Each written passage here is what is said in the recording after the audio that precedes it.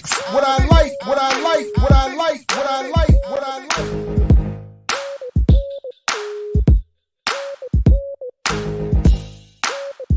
I mix what I like, what I like, what I like, what I like, what I like.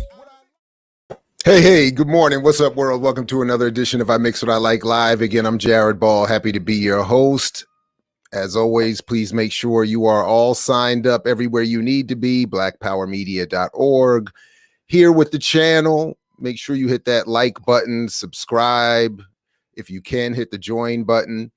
I'm very excited. We have a big team meeting coming up in about a week that's going to talk more about and start helping us as a group prepare and iron out some of the kinks with this beautiful and wonderful and evolving collaborative effort, getting us ready for, of course, the new morning show. And even though our next guest is too big, and rightly so in her own right, to fully come on board with us, and we understand that, I think we can expect that she will be popping up here and there on that morning show. At least that is our hope, because we certainly want to continue to collaborate with her. But before we get just in just a moment to that, and to her and to our next guest, that whole conversation, want to thank a whole bunch of you for increasing our membership and our subscription base. Thank you all for supporting all of the shows and all of the wonderful, engaging comments and chats, for the most part, that we see, with the Lukeman Nation crew and Renegade Culture, and of course the last dope intellectual, Dr. CBS. So please continue to keep that up. We really appreciate that as well. And I'm not exactly sure when, but not too long from now, the special members only edition of Black Radical Brunch with Dr. CBS and friends we'll be making that available to everybody shortly. But if you can't wait, which you should feel that way, please consider signing up, becoming a member, and you can watch it, right away. There are a number of things that I want to get to on this show, and hopefully throughout our entire platform in a variety of ways. That's been going on. Obviously, we just finished listening to Brother Net for Freeman and Voices with Vision on his show in the area here in the DC area on WPFW, and where he reminded us, of course, of the unfortunate condition of Umia Abu Jamal with COVID and congenital heart failure. So we want to send him not only our immaterial vibes of support, but we want, of course, to encourage people to show any other forms of support that they can as well. Prisonradio.org, freemumia.com, I believe, or the JerichoMovement.com, places you can go for more information on that. And we'll continue to try to track and support in any way that we can what's going on with him and with that struggle. There is, of course, by the way, we were not scheduling anything, but did hear a positive, response, at least from Patrice Cullors, in terms of my invitation to her to come to this platform and respond to the criticism and what she has described are lies, and to clear things up. So hopefully we'll see. So we're following up on that. And then there is a book that came out a couple of years ago that I'm just now finishing that I want us to start to really talk more about, because it really follows a lot of work that I've been trying to do for a number of years. But the author, Yasha Levine, in this book called Surveillance Valley, which is really an incredible book about the military origins of our media environment, he rightfully doesn't mention me personally, but I am in a group of people that he rightfully says have been critical of the internet and social media and its potential, and are even aware of its military origins and have discussed it in their work.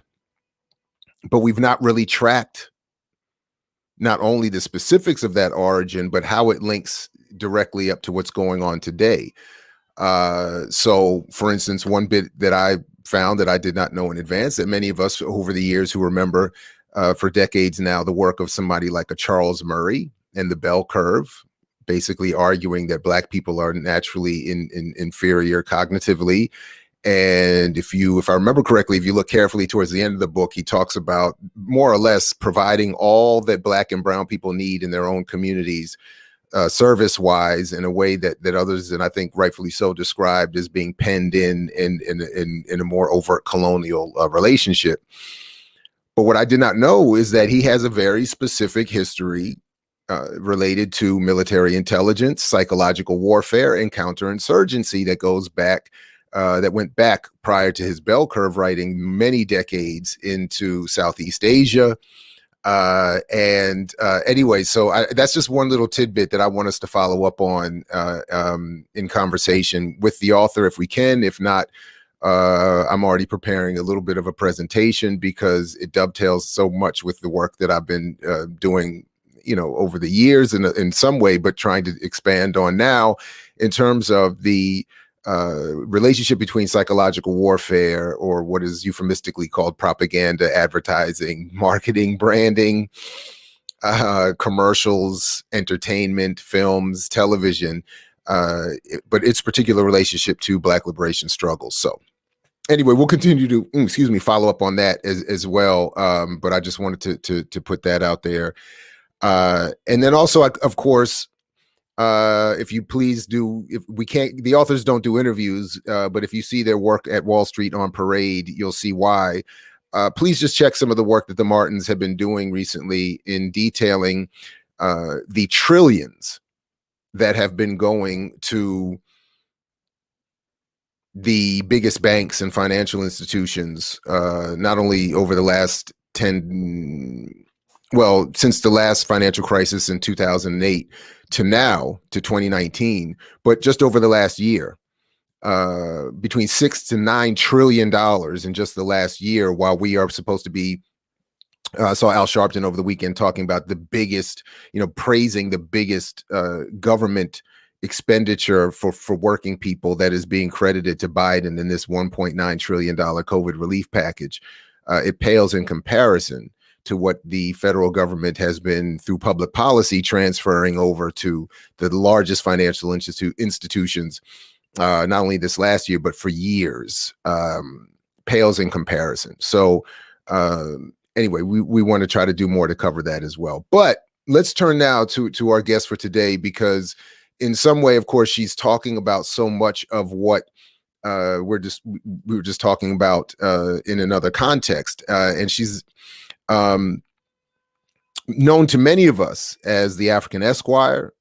She hosts that incredible YouTube channel, a very informative show. She is also an organizer with We Charge Colonialism. And she is also hopefully in the satellite and universe of Black Power Media. But most importantly, in addition to being a mother and a wife and a lawyer and a Pan-Africanist and a revolutionary thinker, she is also the author of Fostering False Identity, the Child Welfare System's Design of Social Control of the Black Family. And of course, I'm talking about Tierney Sheree Peppra, who I will now welcome to the show. Good morning. Thank you for joining us. It's always good to see you. And again, welcome. Good morning. Thank you for having me again. I appreciate it. So I was just thinking it couldn't be a better way to celebrate International Women's Month, or that was International Women's Day yesterday, but Black or Women's History Month, by talking to a woman about the ways in which the state destroys Black families. Mm-hmm. Yes. So with that, inelegant and perhaps, humorously inappropriate segue, please talk to us a little bit about what you've done here. And if I could, I would want to just highlight how you right off the bat start the book, but then please feel free, obviously, to elaborate and tell us, one of the first things that came out is right there in the first paragraph. You say, you talk, well, you start off by saying the federal and state governments of the United States have the power to regulate families when it's deemed to be in the public interest. And then your next line is kind of spooky. It says this designated power known as parens patriae, or parent of the patria. Parent of the nation gives the state authority to intervene in the interest and welfare of the public in cases pertaining to the well-being of children, most commonly in matters of abuse and neglect. Starting with that scary premise, please do talk to us about this incredible new work. And again, thanks for it. So peace, everyone. I decided to write this book. So first of all, I've been an attorney for going on 4 years, but I was for 3 years inside of the child welfare system. I was representing children in abuse and neglect litigation. So essentially every single time a child in New Jersey would be taken into, or not even taken in foster care, every time the Children and Family Services got involved inside of a case, the children were assigned an attorney. So over time, what I kind of witnessed was very clearly to me what I described as social control. That is that the system essentially was penalizing African parents, and the response of that penalization that causes them to be stigmatized, whether economically, socially, the response is always to basically put a Band-Aid solution on it. And in this case, it's taking children from their parents because ultimately the family becomes a danger to society. And so I wanted to write this book because, number one, I feel like this is a topic we don't really cover too much inside of the Black liberation sphere. We more commonly will cover things like the prison industrial complex, not understanding that the taking of men and women from the community and putting them inside of the prison system automatically leaves their children basically destitute. And a lot of times the state steps in to regulate that child's life. And it has very devastating consequences for a lot of children and ultimately our ability to build as a community. We know that the community is comprised of families. And so if you can destroy the Black family, you destroy the Black community. So that's really in a nutshell why I wanted to write the book. And I hope that people will learn from it and realize just how much this is a serious issue that really has to be addressed. Why is it important, if we could just focus on this just a little bit for a second, why do you argue it's important that we have a better understanding both of our identity? You spend some time talking about the African identity versus African American or Black, and how you use that throughout the book. And what do you think that this says about the specific relationship of African people to the state? Because so much of what you're talking about here is about the state, that is the country and its public policies. But could you talk a little bit about this relationship of identity and what that says about the relationship to the state itself? I think it has dual purposes. So one, I think we have to understand as a people, the reason that we have survived the catastrophe of America for Black people is because of our African culture. Things that we brought over with us literally helped us survive being enslaved, helped us survive the Jim Crow system where people were completely isolated from white society, is helping us survive in many pockets of society today when you look at a lot of the mutual aid efforts. So a lot of what we've learned, things such as you are not an individual, but you are a member of a family, and that family is a member of a community. These are things that really were important for us. But politically, it's also important because we have to understand that whenever you're making a claim that our people deserve a certain treatment because we are different from the people who are ordinarily going to be thought to be subjected to the system. The biggest reason that you can push that is because you're trying to protect a culture. If you look at what happened during the Red Power movement, Native Americans really organized around their cultural identity, organized around the idea that the systems of the United States were directly attacking their children, trying to assimilate them into white culture. And because of their strong claim that we do have a distinct culture, we are not American, we are people who are indigenous, and our cultures should be taught to our children. That is their culture, this is their community, and this is their legacy. Them having that militant stance really was what actualized into some powerful legislation on their behalf. So my argument is that you really can't make a claim that we have to be protected from the American system that tries to assimilate our children into whiteness unless you're outwardly stating that the alternate and best result is that your children are protected so that they can have their African culture be passed down. That's essentially my argument.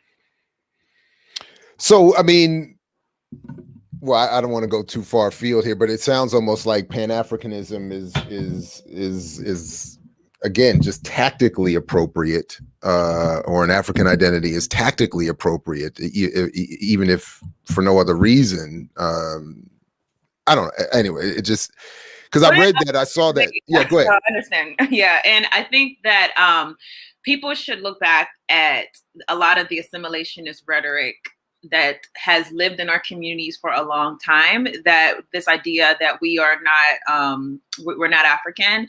Not only are we not African, we are basically American. And the only difference between us and white people is that they haven't treated us better. But if they treat us better, we will be the same.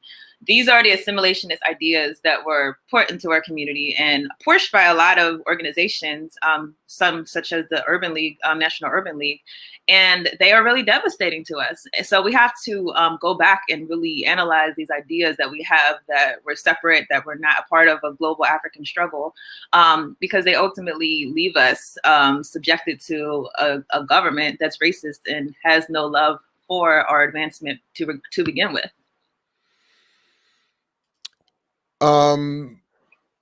You have a chapter titled "The Creation of a Child Welfare System for African Children." Can you talk a little bit about that creation, well, the creation of that system, and how that fits in to the sort of, I guess, analytical trajectory you're laying out here? So the creation of that system essentially is us looking back at what was happening before Africans were brought into the American child welfare system. So we were brought into the American child welfare system more towards the 50s, the 60s, and really by the 70s, it just took off. That's where you've seen a lot of Black children being taken and put into foster care. Prior to that, whenever you had a situation happening in your family, wherever you had a relative that passed away or was sick, someone who just had so much going on that they couldn't take care of their children, the thing that would happen is that you would have a relative step in and take care of that child, or a kinship, someone who's a kinship relative. So it doesn't even have to be someone who is related by blood. Again, this is going back to African culture. Kinship family systems are something that we've always used as survival inside of times of need.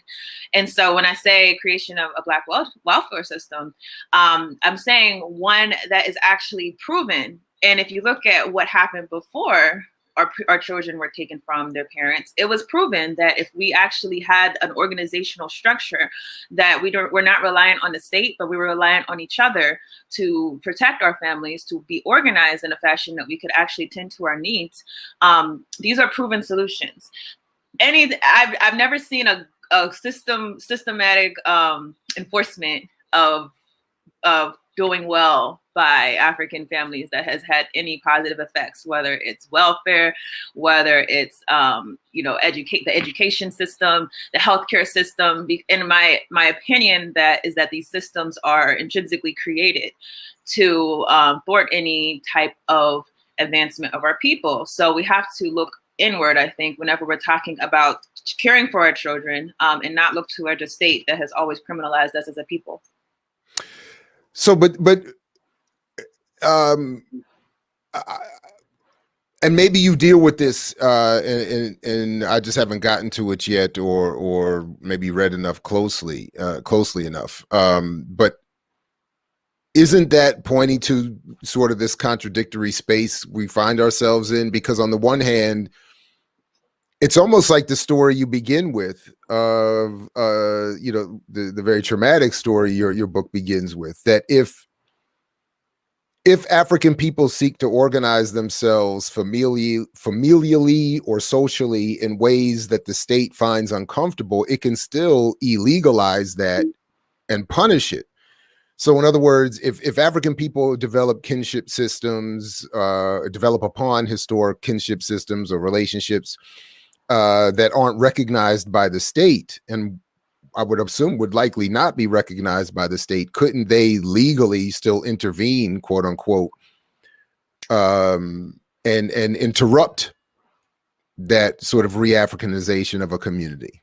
Right. So the idea that we should have more mutual aid that to me would supplant the system.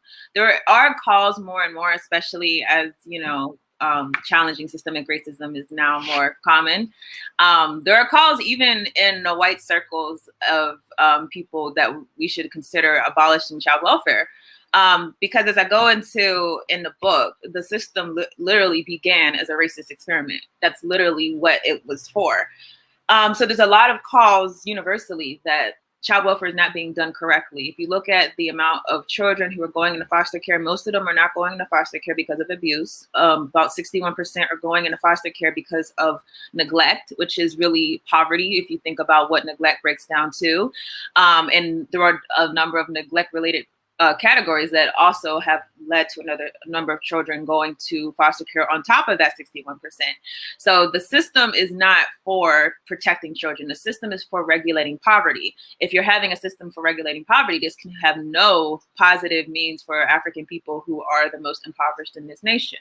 So what I'm saying is that I advocate supplanting the system that exists with a system of mutual aid and self-reliance. But for that to be done, obviously, we have to organize our people to directly challenge the system as it exists. And I think the conversations are happening, but it's really about us connecting the dots and realizing that the system is very much adverse to our people. Yeah, I mean, I'm looking at the chart you have here. In fact, I should probably just share this real quick because I think it's amplifies specifically what you're talking about in terms of why people end up getting brought into these systems. And if I'm seeing this correctly, this is exactly what you're talking about here. And this is across race, right? This is all groups, right? Right. So and you're saying here neglect, which is far and away the number one reason why children are removed. You're saying that's largely, even across racial lines, an issue of poverty. Yes. And not one of some sort of I don't know, social, I don't know, or cultural backwardness of some kind. I don't know, whatever. What other I don't know what the conservative explanation for this would be. Yeah, I mean, neglect is, I left my children alone while I went out and, did something because I didn't have childcare. Neglect is, I didn't have enough food in the house. Neglect is, I left my child with a family member and, this family member has a bad background. Like neglect is a lot of things that are related to just not having structures inside of life. So when you understand that, the reason why, and the beginning of the system, from the beginning, it was literally created to regulate impoverished families. When you understand that, you understand that intrinsically the system is not created to have a positive result on any oppressed people. And because Africans are the most oppressed in America, simultaneously with Native Americans, of course, we should have a similar response that the Native Americans had. Their response was that the state should have no jurisdiction over our families, and they still push and organize on this specific issue. But our people, because we have not actually been awakened, I think, to the issue of child welfare in the same way that Native Americans have, unfortunately, we've not realized that we have to make a similar specific push to loosen the bounds of the child welfare system on our people. I had, I mean, I don't want to, I can't help but keep coming back to this because, I'm very sympathetic to this argument that has been made. I've tried to make it in my own work that if this sort of recognition is important, even I remember at one point looking at the 19, what is it? And maybe you even touch on this, the 1945 human rights. What was it called? The somebody in the chat will remind me maybe, but the international statement on human rights after the 1945 Nuremberg trials. And they talked about genocide, and one of the ways they defined genocide, it wasn't, most of the definition, in fact, had nothing to do with physical violence. It had everything to do with cultural distortion. And at one point, I was even looking in terms of music at the way in what's done here culturally with Black music, because it says that in part of that definition says something to the effect that even if you anything done to distort the cultural expression of a group is considered a quote unquote slow death measure, in cultural genocide. Yeah. Anyway, so I mean, I just when I'm looking, so when I was reading, at least some of your book and the origins of this welfare system and its impact on Black communities, it seems again you are appropriately encouraging.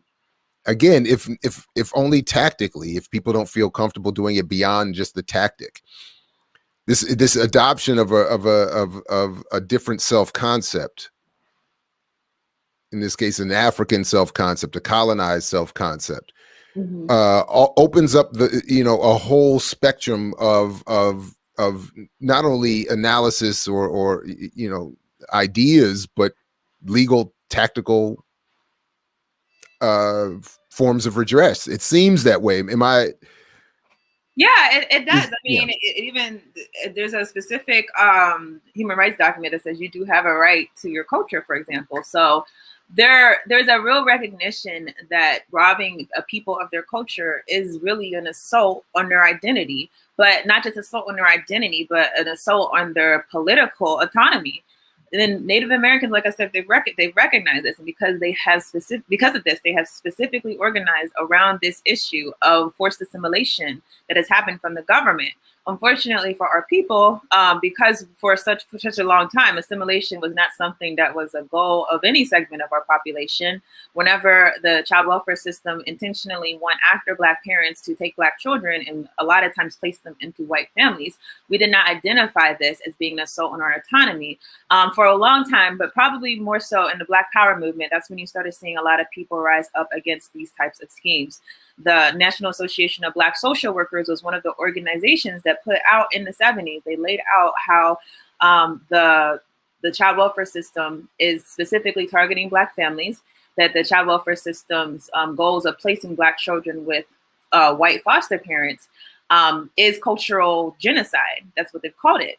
So there was a recognition. Unfortunately, our people have not really engaged in a conversation beyond that. And ironically, in recent times, it's only gotten worse as far as the government putting into place laws that specifically say that you cannot consider a child's race whenever you're placing that child, whereas previously they would say, well, you consider it as a factor. If the child says, I don't want to be placed in a white home, now you can't even listen to the child. You essentially place them wherever the caseworker wants to place them. And I'm sure we're well aware that many caseworkers are going into this profession with their own middle-class biases. So it creates a really dangerous cycle for our people whenever we do not recognize the assault on our cultural identity and address it as so. So does that mean we're going to get another, like a remake or another version of Losing Isaiah? Do you remember that movie? I talked about that movie actually inside of. Is this? Did you talk about it in here? Briefly, I mentioned it towards, because I think to me, probably, and I don't know if you got to this part, but probably the biggest. No, probably not. People should really pay attention to is I believe it's chapter 7, where I go into the propaganda machine that was going on around the time that the the Adoption and Safe Families Act was passed. The propaganda going on was that Black men are all criminals, Black women are all crack whores, and Black children are all crack babies. And you see this movie, I mentioned Losing Isaiah. If you look at the movie poster, even this white woman cradling a Black baby while the Black mother who's addicted to crack is watching the shadows. The imagery is very much. Yeah, I'm about to. I got it. Yeah, I found it in your. Oh yeah, my goodness. Oh my goodness. Imagery, you know. It was that movie. Yeah. That is just. Yeah. Woo! You know, honestly, with all of those, you know, white teacher savior movies and stuff like that, you know, I figured we would have had more versions of this, and maybe we haven't. I just haven't seen it. Anyway, but yeah, we'll say a little bit more than that. You know, don't let my insufficient reading of your book slow us down. Like, what is the if you would, what I talk more about that propaganda part. I mean, and to what extent are we still seeing versions of it today? I mean, this is we did go see this movie when it came out. I remember I went to see it Yeah. and was just traumatized by it. And I mean, and it was yeah. Anyway, sorry. Go ahead. Right. Yeah. So first, I think, you know, it's pertinent that people understand the Moynihan report that was done under the Johnson administration, and essentially the report was released saying that the Black family is intrinsically deficient because of the formations of their families. And so, and literally it says that Black families' family structure is a system of weakness. There was a lot of painting of Black women being these aggressive people who are just going to go into the workforce, and Black men become emasculated. And that really became the theme at the time of what was wrong with the Black community. So from there, you started having other propaganda coming into play. Obviously, you had the Nixon administration come in and declare a war on drugs, but more prominently, we had Ronald Reagan come in and start using words like welfare queen. We saw at the same time, simultaneously with the Reagan administration, a real drawing back of social welfare programs. And so what you're seeing is like a snowball effect. You know, all these things are happening at the same time as the policies that are put in place by the government are more and more putting Black people in a place to be completely socially isolated and vulnerable. And of course, you know, during the Reagan administration, we really seen the prison industrial complex through the war on drugs become a direct assault on the Black community. And then, of course, you go into the 90s, and what happens? You have good old Bill Clinton come along. A number of laws happened in the 90s that really attacked the Black family directly. One, obviously, we know the crime bill. But obviously, the crime bill is not something that's separate in itself. There's also the welfare laws that were passed that really took a lot of Black families off of welfare at the same time as Black men were being put into prison. So you can kind of see the situation of things set up.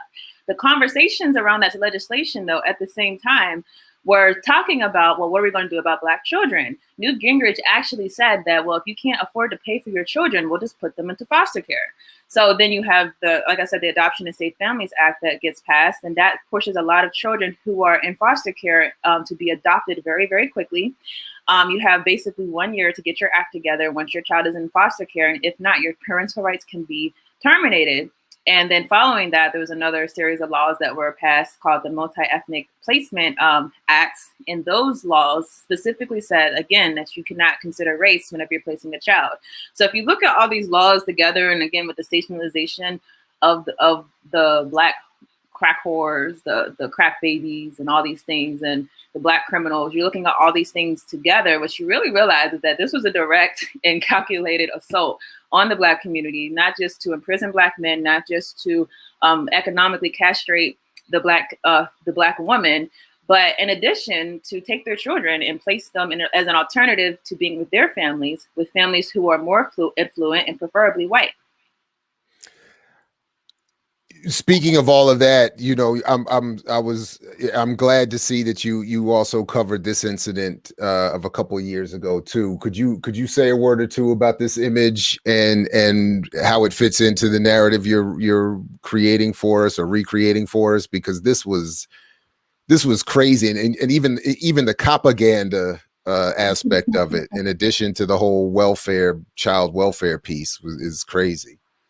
The Devonte Hart, I'm sure many of you have seen that picture that Dr. Bob put on the screen. Devonte Hart was a child who became famous during the national protest in response to what was going on in Ferguson.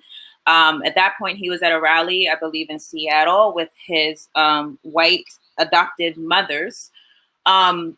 who and it became like a sensational story, like, you know, how America loves post-racial stories where it makes them feel good. The Black children are saved by the white people. It was literally the case.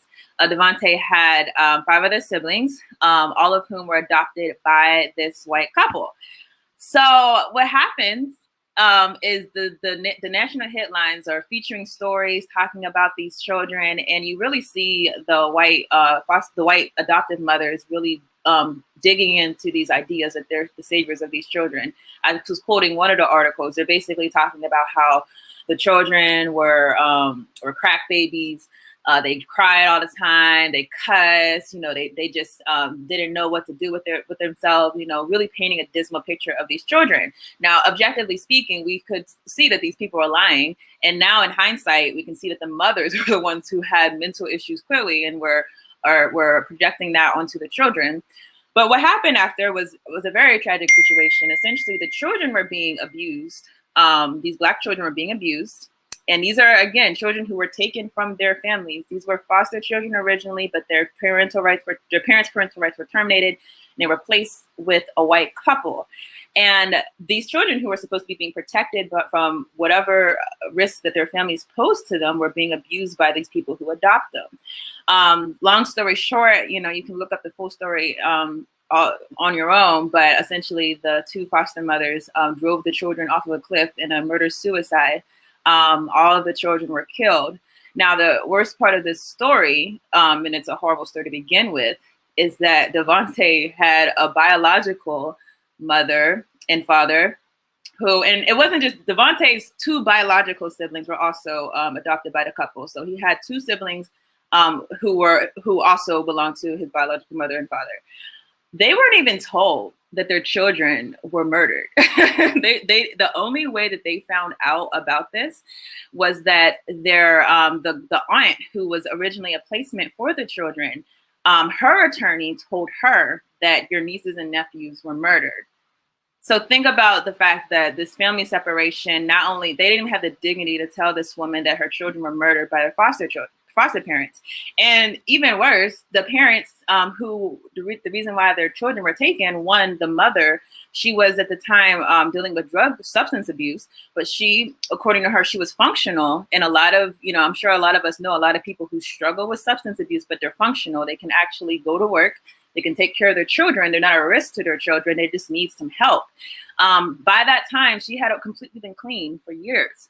And the father, who was in prison at the time whenever his children were taken, he was no longer in prison. He actually owns, I believe, a landscaping business. So these are people who just needed help. They needed for the system to do right by them, not to have their children taken away and to be penalized. But I really brought that up because that's really not an uncommon theme. I mean, the part of the children being murdered obviously was uncommon, but the idea of being abused by these foster parents or adoptive parents, that's not uncommon. And in addition, the effect of Black children being taken from their parents being thought of as being some type of way to rescue them, but where in reality their parents are just in need of some help, and just give them a little bit of a social network, and hey, maybe they'll be able to get out of that condition. That's very common. You see a lot of people who lose their children in foster care for some temporary issues, and then even whenever they're able to be rehabilitated, it's too late. So it's a very tragic story, and it was very sad, honestly, to report on. Yeah, no question. And I didn't mean to make light of it in any way, given all that you just laid out. That's very important. But to sort of turn, as you do in your own book, towards a conclusion, you point readers, I think, nicely in a direction that, you know, we should all go in. You talk about how you lay out the problem, you've laid out all that is wrong and all that is happening, but then you start to talk about, as you describe here, the creation of a child welfare system for African children, and you wonderfully quote the late great Dr. Clark, where he said, but the African suffered from a kind of naivete he is still suffering from. He permitted Europeans to arbitrate his family disputes. Today in Africa, if there is a dispute, sometimes even a child can arbitrate. The African always looks for an arbitrator. It is part of his custom. If there is a dispute or a fight, the African looks around and says, now who's going to settle this thing? End quote.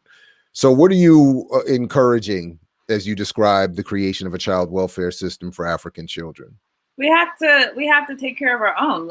We have to understand this system is not, there's no system inside of the United States that is controlled, or anywhere that is controlled by white people, that is going to do well by you. So understanding this, we have two choices. We can either lay by idly and allow these systems to continue to assault our communities, or we can organize as a people to ensure that we can have situations like you had with the Black Panther Party, where they were creating child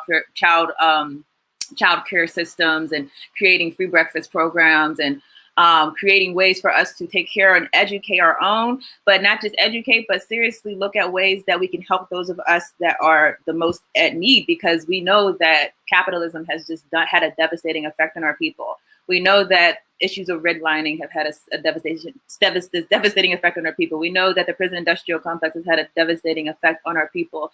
So the only thing to do, in my opinion, is for us to look at our needs and try to find ways to organize around those needs so that we can take care and tend to those of us who do need assistance. So it's that quote that you pointed out. I like the quote because it really goes to, I think, our psyche, that we think that we need someone white to come in and tell us what's right or wrong for our children. We judge ourselves by Eurocentric standards. We judge ourselves by what the white supremacist system says is in our best interest.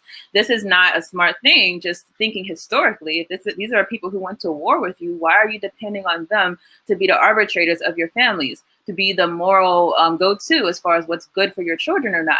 It just doesn't make any sense. So it's really about us being awakened to the fact that no system, not just the child welfare system, the education system, the prison industrial complex, any type of system that is created and owned and controlled by a people that other than us, none of those systems are going to be for our best interests.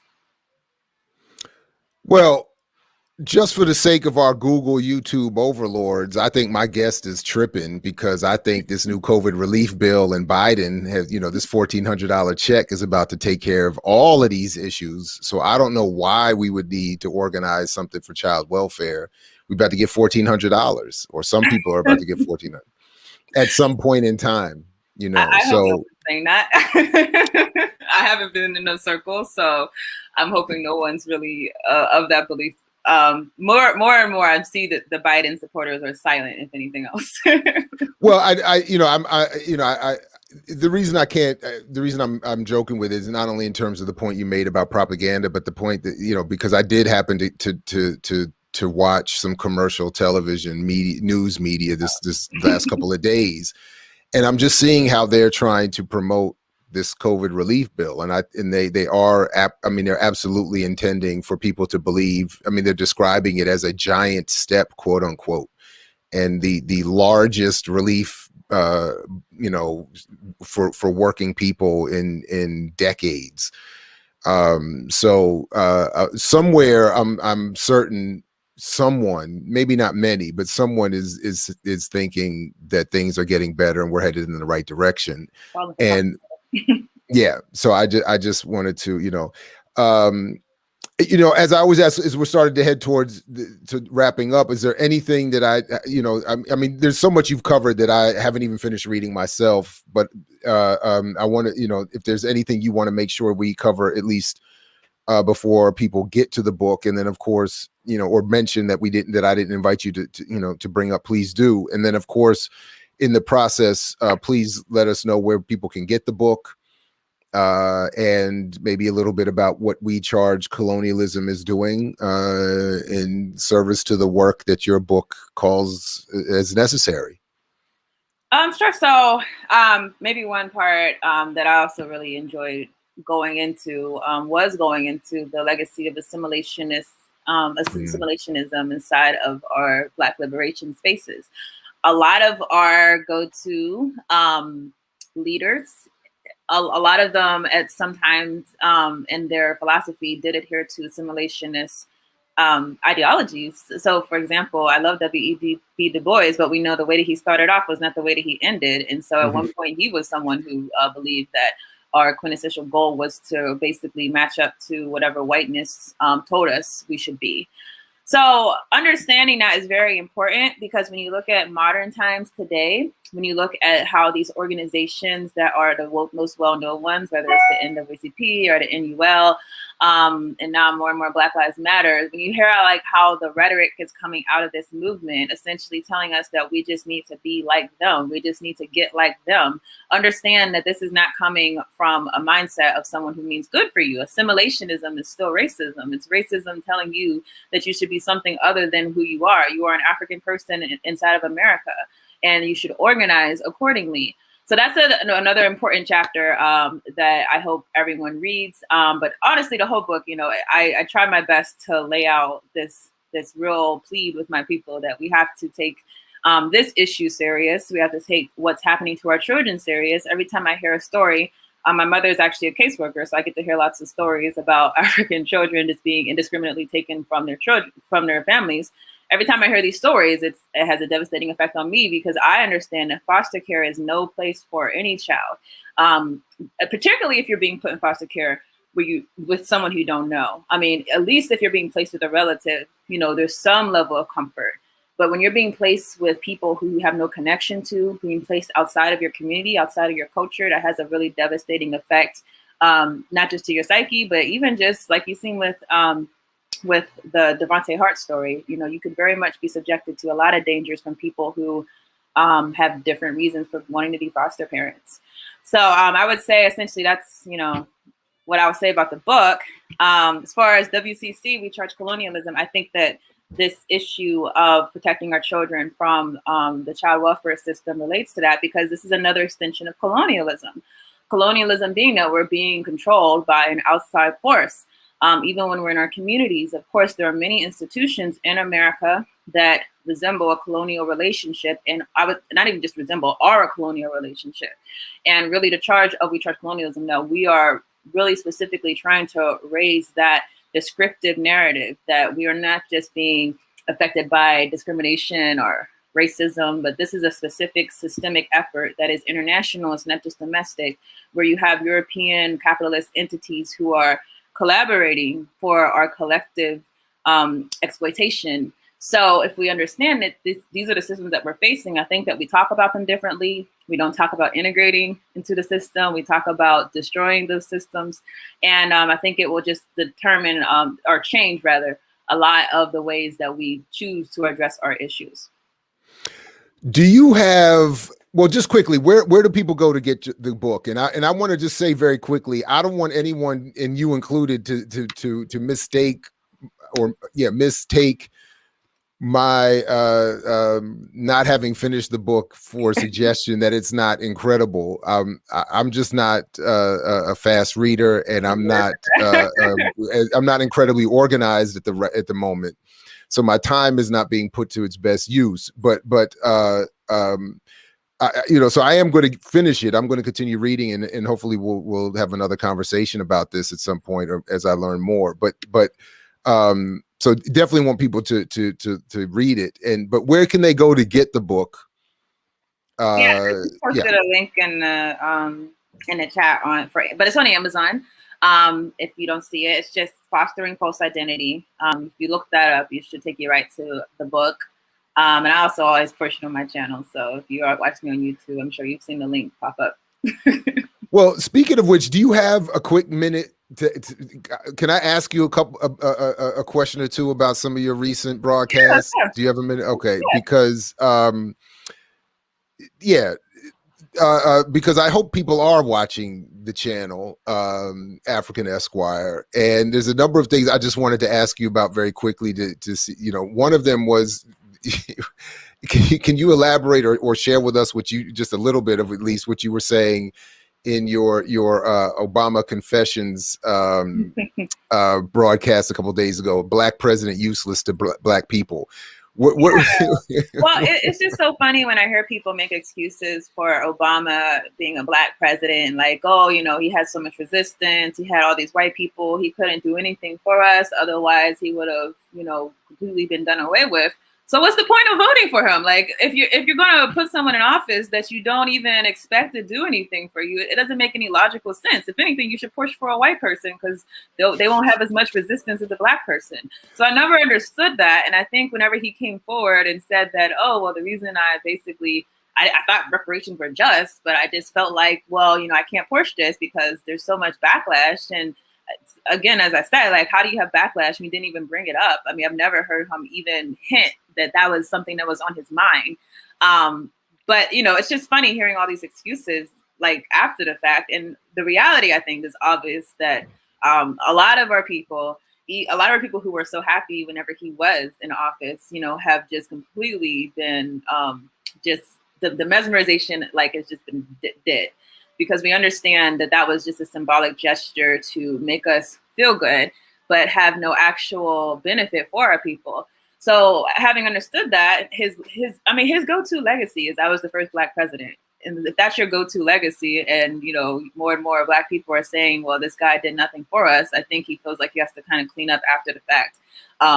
You know, because what else significant was really done in Obama's presidency? Nothing too crazy. So it's just right. You get to be the first black president who got to continue the legacy of presidents and, you know, not doing anything for black people. Yeah.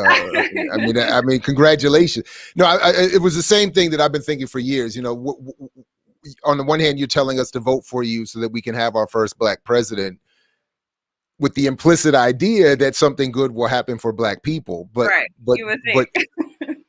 But now you're saying it was just to have you be the first black president who couldn't do anything because of all the white supremacy. Well, then to your point, well then, damn, we could have just voted for the regular white guy. We'll have, and you know, it's just sad that I don't see any other people who are so, you know, maybe more and more you see with the Latino community, but other than us, like, I don't see a lot of people who are so mesmerized by this type of, you know, token representation. I've never heard like a big push from like the Asian community, but guess what? You know, they're doing fine. You know, I've never heard so many pushes from other, like, you know, communities that are, you know, not seen so much. But for some reason for us, we think that having a face that looks like us inside of high positions will mean something. But we think this like after, you know, the thing that makes me most angry is that how many times have we had this been a story? I mean, how many politicians have been pushed by our community just to be able to do nothing for us? How many people, how many black CEOs, how many Fortune 500 companies that have a black face, you know, representing it? Like how many times does this have to happen until it just resonates with us? This is not what's going to do anything for your people. And I don't know. I don't know the answer. Well, Black Power Media is an LLC. I mean, doesn't everybody feel better? Don't you all? I feel better. Isn't it resonating in everybody's bank accounts and in their personal lives? I mean, it's absurd. Anyway, yeah. It's absurd, yeah. No. And it's by the way, too. That's the thing I realized. I don't know if you saw the video I did on the World Health Organization, but a lot of Africans were so happy to have a black, not World Health, the World Trade Organization. So many Africans are so happy internationally just to have this black woman be in that position. And it's like, you know what the World Trade Organization does to Africa, you know? So it's a sad, you know, phenomenon, but we understand that this is just a manifestation of having a colonized mindset. And so I did see that video, and I was very appreciative that you have done it. The one I have not seen is the one that I believe it says here you just came out with yesterday, Africa's vaccine woes in the global medical apartheid. Can we get a quick preview of what you said there? I'm going to go watch it in a minute, but what is and I say in the video, this is not me taking, you know, our people are very feeling strongly about this vaccine. So this is not a, you know, this is good or this is bad. You know, I personally am not knowledgeable enough about things like that, you know, to know. But I do know that a lot of Africans are trying to get vaccines, and for those who are trying, they're being given subpar treatment. If you look at how things are going. So in that specific story, I was talking about the fact that Russia basically sold a vaccine to a number of African countries at like 3 times the rate as what these of the Western European or American companies are selling their vaccines. And considering the fact that these are people who are the most poor continent, as far as money, we know it's not as poor as far as resources. But considering the fact this is the most poor continent, it's just very crazy that our people are just going with these schemes. And this is a legit Russia gate then. Like this would then be an actual Russia gate that they're actually doing that's trifling as opposed to this nonsense that they keep getting blamed for. I didn't know about this one. This is I mean, what's up, Putin? What's that? I was just saying, what's up, Putin? But this is what happens when you are a people who are beholden to colonial interest. And so until there's a serious conversation, or not just conversation, a serious mobilization effort to get our people to see that this scheme of governance internationally, where we're just dependent on someone else to do right by us, is just never going to turn out good. Until we waking up to that, it's just, what do you do? The other thing, I talked about. So there's a problem, like even a lot of the medications that the Americans won't take because, the FDA says no, and, Europeans won't take. Well, guess where those medications end up? They end up in Africa.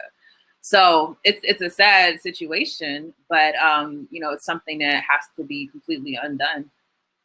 When you mentioned the point about Asians and symbolism, I remember in A Great and Mighty Walk, Dr. Clark makes that same point, that while we're out here doing Million Man marches and all this other stuff, the Japanese who suffered atomic bombs being dropped on them, we're just like, all right, whatever. We just not whatever, but we're instead of looking for popular representation anywhere, they were all about getting themselves organized and doing what they can to control their resources and whatever power they have. And that's something that I think you rightly point to as something that we could probably learn from and continue to focus on, especially after the then it was so sad to see that the narrator of that documentary, who's been sort of excised from Hollywood despite being a talented actor, shows up in Coming to America 2 as a stereotypical African warlord. That sucked. I'm talking about Wesley Snipes, by the way, if anybody does, he narrated A Great and Mighty Walk and funded it and supported Clark and a lot of other great Pan-African, work. And it just was a little demoralizing for me to see that role in that movie, but especially given the propaganda that you've laid out here. But listen, any last words? First of all, thank you very much for coming through and doing this interview and writing this book. I can't wait to finish it, and continued great work with African Esquire channel and We Charge Colonialism, which has its own channel that you support and work with or run. So thank you for all of that, and please, any last words before we wrap up? And thanks again. Last words, I just hope that everyone will pick up the book, particularly if you're a parent. I think it's very important, or if you're just someone who has children around. I really hope that we start really relying on, what things that we have historically. Again, the mutual aid movement starting to make a comeback. More so you see with, the Black, left people. But I'm hoping more and more that our community will see that, there is a real ability of our people to pull together what little we do have just for our mutual good. So, whether that's the solution to you or going through the normal, trying to go through the government to have the government do something right by our people, whatever you come to, I think that you have to understand at least the origins of the system. The child welfare system being a system originally created to regulate poverty and not to care or protect people. So that's essentially, that'll be my last words. But thank you so much, Dr. Ball, for having me again. And I'm sure I'll be back on with you guys. Anytime. Hopefully a whole lot in these mornings in the next few weeks or months. So, but anyway, thank you again. Take care of yourself. It's always good to see you. African Esquire. Peace. Bye. Peace. All right, everybody. Thanks to Tierney Sheree, and thanks to all of you for coming through. I see some of the comments. Obviously, the Asian analogy or comparison in terms of symbolism versus political movement is not a perfect one. Please do check out A Great and Mighty Walk, Dr. John Henrik Clarke, narrated by Wesley Snipes, for his more fully contextual argument. But it is just something that in maybe an oversimplification, I think is worthy of consideration, that as much effort, at least, is put into symbolic representation and our focus on it, there needs to be that much political organization and education and movement building. So that would be it for me on that point. Please stick around stick around the Black Power Media channel and catch up on all that has been put out over these last few weeks. And I'm sure I included have missed something. So let's all go get caught up on all of that. And there's a lot more coming on the channel, a lot more expansion. Please consider liking, subscribing, joining. As I'm looking here, we're pretty close, actually. Almost everybody watching has liked. So we appreciate that. Thank you all very much for that. Please consider joining the channel and expanding our membership. We will be announcing a membership only meeting soon. And this is not about being exclusive or cutting people off, but it is about rewarding those who are most invested, pun intended, in the channel and just having a conversation with them. We're also, of course, moving towards our inaugural first team meeting and all of that, getting ourselves organized as a collective, more so as we continue to move on and build. So please continue supporting and getting involved as much as you can in any way that you can. And if it can't be financial, that's cool too. Just hit the like button, share, send us a note of encouragement or constructive criticism, and definitely stay tuned. A lot more coming up here on Black Power Media. And of course, here I Mix What I Like, where I don't know exactly, not everything has been posted yet. I got to get caught up. We have a number of things coming, including, by the way, let me just take this quick moment very quickly. I'm trying to put an interview together, and I won't mention their name just yet because they haven't confirmed, but they come out of the Palestinian support struggle, and we want to talk about Black and Palestinian. And it was brought to my attention by this person that an interview that I and my Killer Bees squad had done back in our days with WPFW with Dr. Frank Wilderson about Afro-pessimism, which has been transcribed and translated actually and sent all over the world. But I'm not used to being made aware of, at least, anything that I've done having this particular kind of impact. And apparently, and what I'm talking about is apparently that this person read the transcript of that interview, in which Dr. Wilderson says something along the lines of the argument being that anti-Blackness in the world is to a point that once initial solidarity is engaged with other groups and that effort is complete, as he said, in paraphrasing, Black people will help Palestinians get their liberation, but then we're going to have to deal with them also in terms of their anti-Blackness. My point is that it was taken to mean that there was going to have to be some, I think was taken to mean that there was supposed that I and Wilderson were encouraging some sort of violent conflict or hostile conflict with Palestinians after the fact of their liberation because of this history of anti-Blackness and this persistent. And it bothered me because that wasn't my intent, at least. Now, I see why in reading the transcript and reading the excerpt, why I would have agreed with what Dr. Wilderson was saying, because in the moment, I'm certain I was not suggesting that violence occur at all, but certainly that there be hostility between Black and Palestinians. I took it to mean that there would have to be a pun intended, coming to Jesus moment.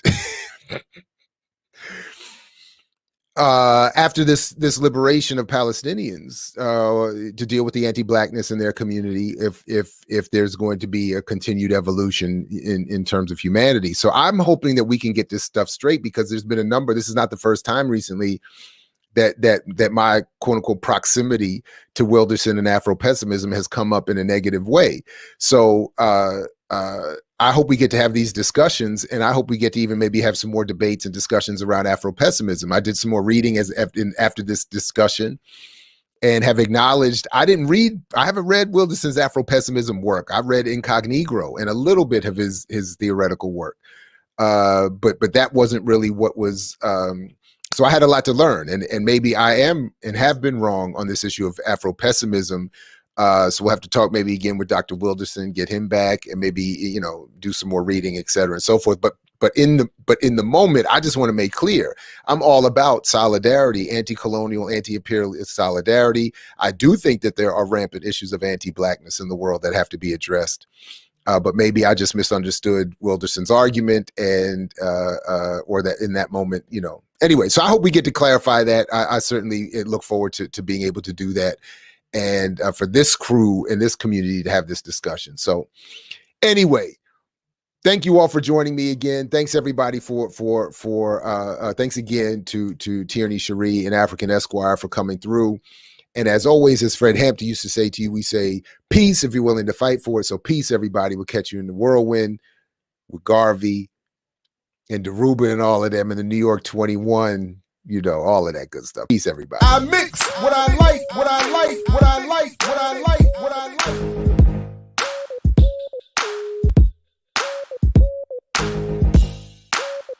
I mix what I like, what I like, what I like, what I like.